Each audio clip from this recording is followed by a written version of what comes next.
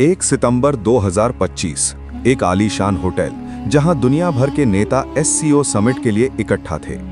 बाहर सब कुछ शांत था, लेकिन अंदर एक ऐसी साजिश चल रही थी जो इतिहास बदल सकती थी। प्रधानमंत्री नरेंद्र मोदी अपने कमरे से बाहर निकलते हैं, सिक्योरिटी पूरी तरह अलर्ट, बुलेट प्रूफ गाड़ी तैयार। लेकिन तभी सब कुछ बदल जाता है।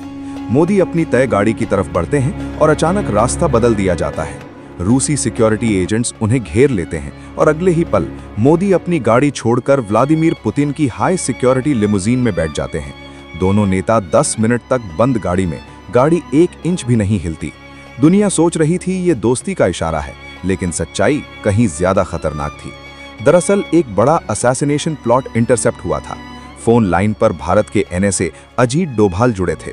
रिपोर्ट साफ थी, प्रधानमंत्री की गाड़ी सुरक्षित नहीं थी, खतरा बिल्कुल सिर पर था और इस साजिश के तार सीधे सीआईए तक पहुंच रहे थे। अब कहानी जाती है 27 अगस्त 2025, ढाका, बांग्लादेश। एक 50 साल का आदमी 3 सूटकेस के साथ होटल में चेक इन करता है। नाम टेरेंस, दिखने में बिजनेसमैन, लेकिन असल में सीआईए का कोवर्ट ऑपरेटिव। उसके सूटकेस में थे हाईटेक डिवाइस, एन्क्रिप्टेड सिस्टम और ऑपरेशन के ब्लूप्रिंट। उसका मिशन था एक कमांड सेंटर बनाकर स्नाइपर टीम को कंट्रोल करना। टारगेट साफ था, प्रधानमंत्री नरेंद्र मोदी। लेकिन भारत और रूस की एजेंसियां पहले ही अलर्ट हो चुकी थीं। रॉफ और एसवीआर ने मिलकर प्लान बनाया। अगर कमांड सेंटर खत्म तो पूरा ऑपरेशन खत्म। और फिर शुरू हुआ ऑपरेशन साइलेंट टेकडाउन। 1 सितंबर, ढाका का वही होटल।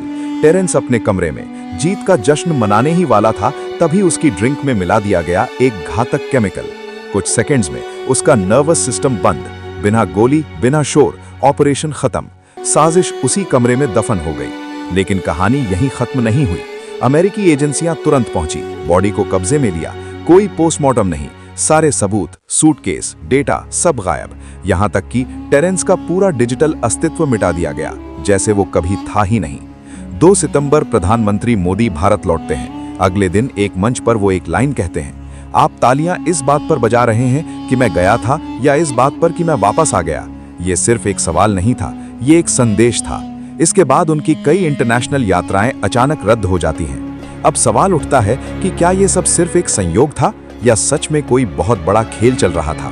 क्या भारत के खिलाफ एक बड़ा प्लान था? सच्चाई जो भी हो, एक बात साफ है, ये नया भारत है और यहाँ जवाब खामोशी से भी दिया जाता है।